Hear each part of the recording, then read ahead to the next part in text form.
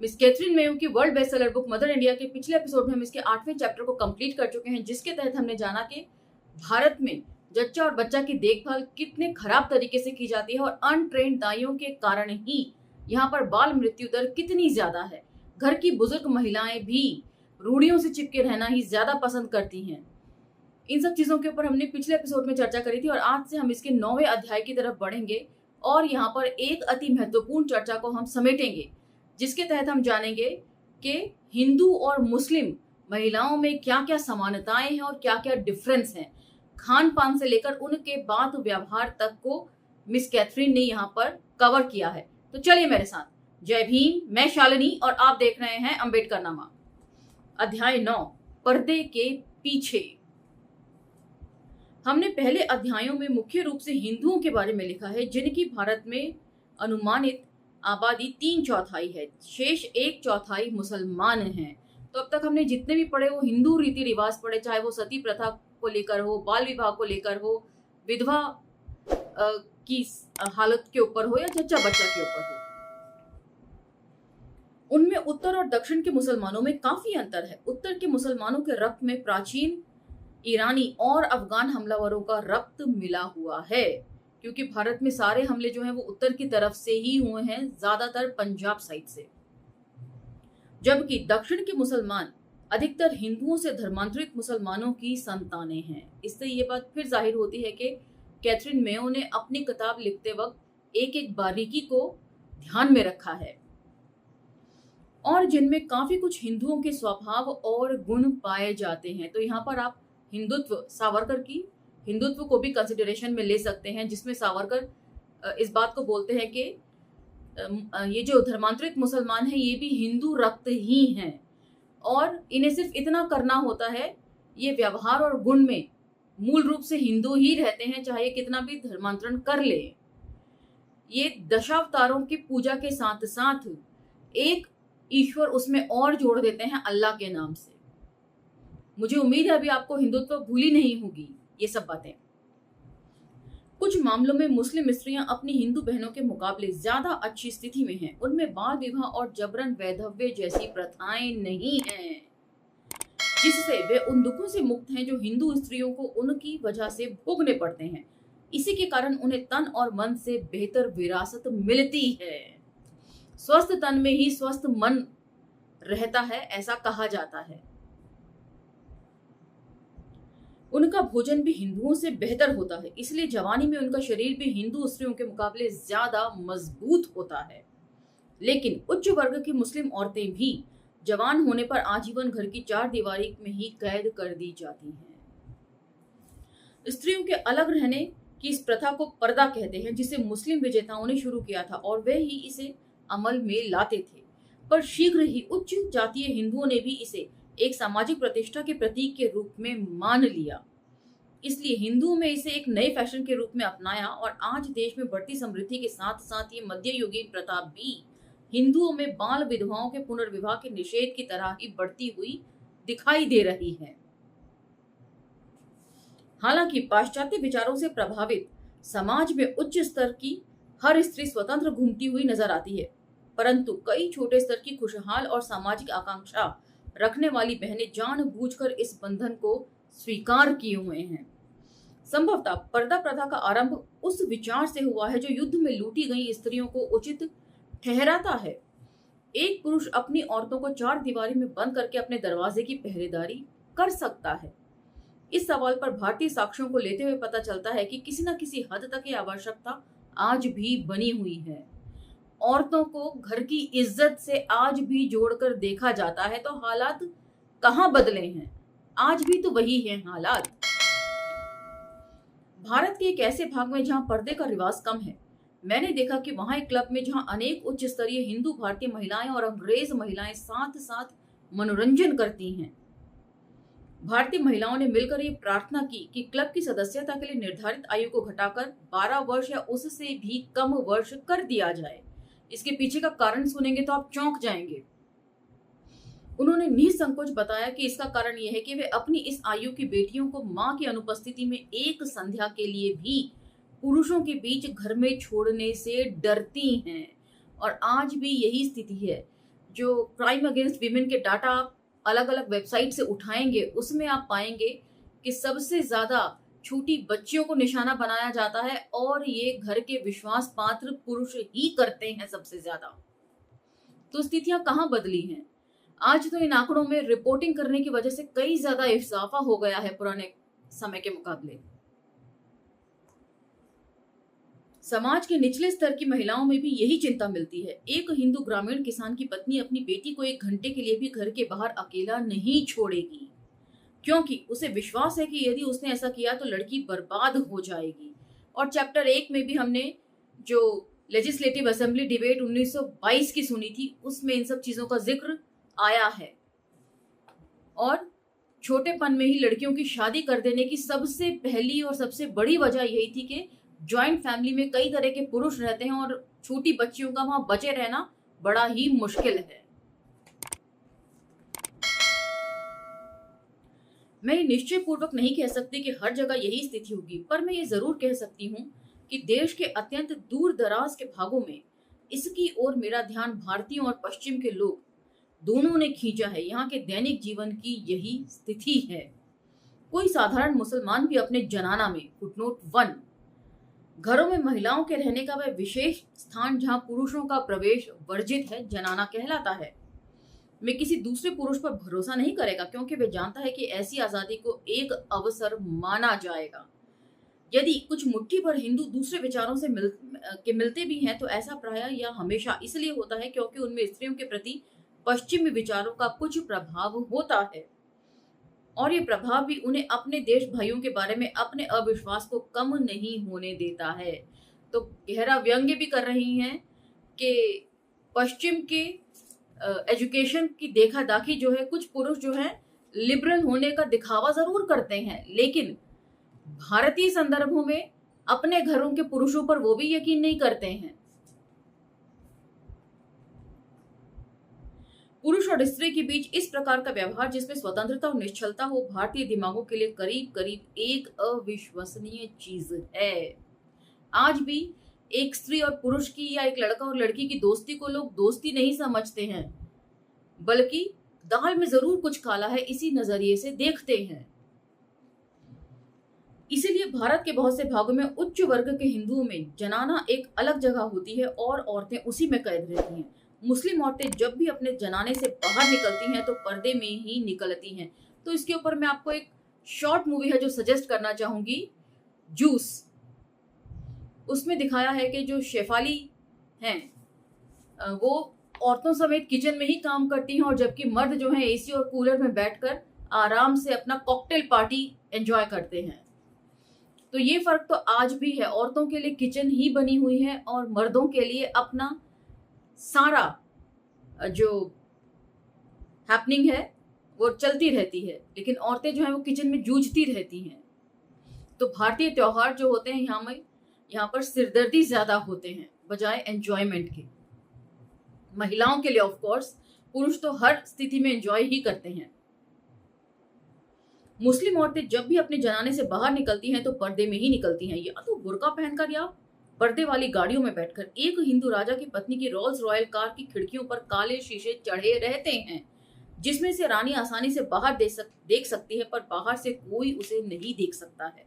परंतु जब एक खुशहाल मुस्लिम बावर्ची की बेगम अपने घर से बाहर निकलती है तो ऊपर से नीचे तक गाढ़ा और मोटा बुर्का पहनकर निकलती है, जिसमें देखने के लिए आंखों की जगह पर 3 इंच की जाली लगी होती है। उसी में से वह आधे अंधों की तरह कुछ देख सकती है। एक बार मैं एक पर्दा पार्टी में उपस्थित थी, तो यहाँ का विवरण जो है वो बहुत बढ़िया है। एक बार मैं एक पर्दा पार्टी में उपस्थित थी जिसमें सिर्फ औरतें ही जा सकती थी। यह पार्टी दिल्ली में एक अंग्रेज अधिकारी के मकान में हुई थी। वहां एक त्रासदी होते होते रह गई थी। सभी भारतीय महिलाएं अपना पर्दा लगी मोटर कारों से उतरी, भारी कदमों से चलकर वहां पहुंच गई थी। उनकी मेजबान एक उच्च अंग्रेज अधिकारी की पत्नी थी, जिसने स्वयं बाहर आकर उनका स्वागत किया। पर्दे की प्रथा का पालन करते समय मेजबान ने अपने सभी पुरुष नौकरों को मकान से बाहर निकाल दिया था और वह अकेली ही अपने मेहमानों को अपने कमरे तक ले जाने के लिए रह गई थी। तो सोचिए, जो होस्ट है उसका काम भी इस तरह से कितना चुनौतीपूर्ण हो जाता है, अकेले ही सबको जब अटेंड करना पड़े। वहां उन्होंने अपने पर्दों को उतारकर एक ओर रख दिया था और अब वे सभी अपनी अपनी देशी पोशाकों के कमरे में बैठ गई थी और उन अंग्रेज महिलाओं से जिन्हें उनसे मिलवाने के लिए बुलाया गया था सौम्यता से बातें कर रही थी। उनमें एक उच्च भारतीय महिला आसानी से सब पर छा गई थी। वे अपनी आयु अधिक बताती थी। वे हल्के नीले रंग का मखमल का लंबा पजामा जो घुटनों से नीचे टाइट था पहने हुए थी। पैरों में सुनहरे स्लीपर थे। एक सिल्क की जरीदार छोटी जैकेट पहनी हुई थी और एक खूबसूरत कश्मीरी शॉल से अपना सिर ढके हुई थी। हम सब चाय के लिए गए। वहां भी एक महिला अकेली रसोई घर से चाय की मेज तक भारतीय मेहमानों की सेवा में आगे पीछे घूमने लगी। केवल अंग्रेज महिलाएं उसकी सहायता कर रही थीं।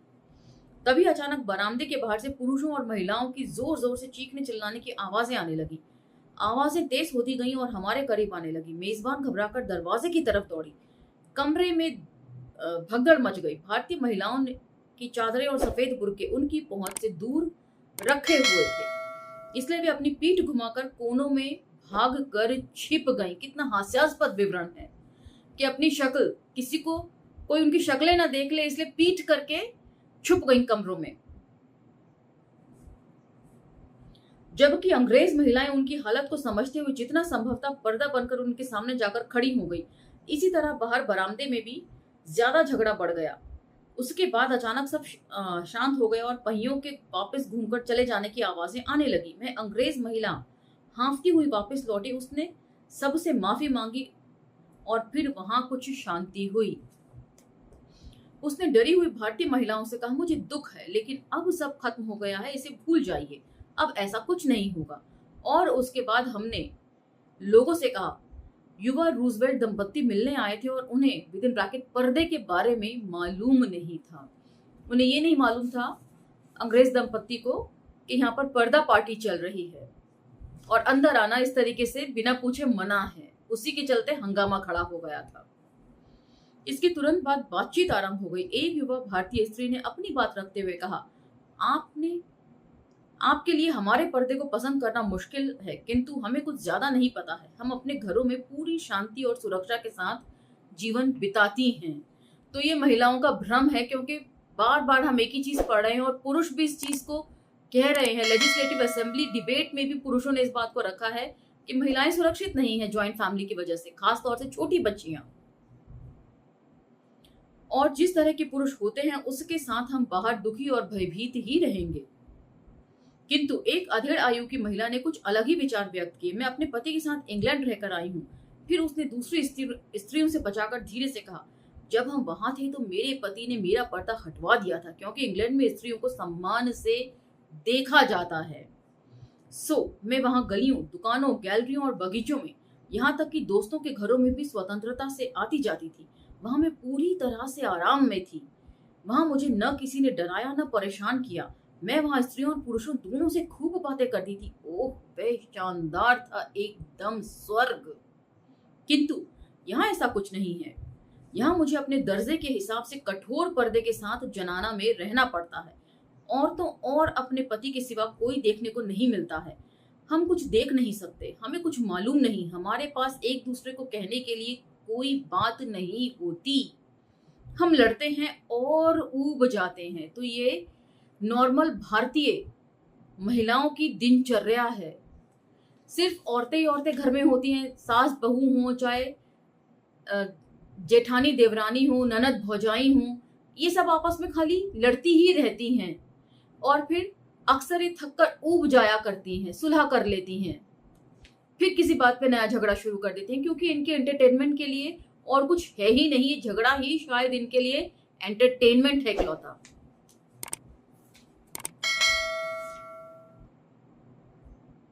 उसने सबसे वृद्ध महिला की ओर सिर हिलाकर कहा, पर ये लोग यही चाहती हैं। ये केवल हमारे मेजबान की वजह से हुआ है कि आज ये स्त्रियां यहाँ आई हैं। तो मतलब जो थोड़ी यंग है वो बुजुर्ग महिला के ऊपर तंज कस रही है कि बुजुर्ग महिला रूढ़ियों को तोड़ने को तैयार नहीं होती हैं। वे इससे अधिक के लिए कभी राजी नहीं होंगी। अगर हमने पर्दे के नियम में जरा भी ढिलाई की तो वे सब महिलाएं जानती हैं हर घर में हमारे जीवन को किस तरह खौफनाक बना दिया जाएगा। इसके बाद उनके चेहरों को देखने से उनकी कई बातों का चित्र नजर आता था। नई स्त्रियों के चेहरे भाव शून्य दिखते थे, उनकी हम उम्र स्त्रियों के चेहरों पर अकथनीय उदासीनता और थकान नजर आती थी, और वृद्ध महिलाओं की आंखें तेज और उनके लोहे जैसे होंठों पर प्राचीन सत्ता का भाव दिखाई पड़ता था। कलकत्ता विश्वविद्यालय आयोग की रिपोर्ट कहती है, फुटनोट 2 वॉल्यूम 2 पार्ट 1 पृष्ठ संख्या 4 और 5, उच्च वर्गों की समस्त रूढ़िवादी बंगाली महिलाएं, चाहे वे हिंदू हों या मुसलमान, शुरुआती उम्र से ही पर्दे में रहती हैं और अपना सारा जीवन अपने घरों में एकांत में बिताती हैं, जहां उन पर परिवार की बूढ़ी औरतों का नियंत्रण रहता है। यह एकांतवास हिंदुओं की अपेक्षा मुसलमानों में ज्यादा कठोर है। कुछ पश्चिमी सभ्यता के प्रभाव से महिलाओं ने जरूर अपने आप को इस बंधन से मुक्त कर लिया है, किंतु ऐसी महिलाओं को देश की अधिकांश महिलाएं बाहरी मानती हैं। अब हमने बंगाल का पढ़ा, अब बंबई का देखते हैं। किंतु बंबई में पर्दा प्रथा बहुत कम है। निस्संदेह इसका कारण पारसी महिलाओं की प्रगतिशील और उदार स्थिति का प्रभाव है। मद्रास प्रांत में विशेष रूप से मुसलमानों और धनी हिंदुओं में ही पर्दे का नियम है।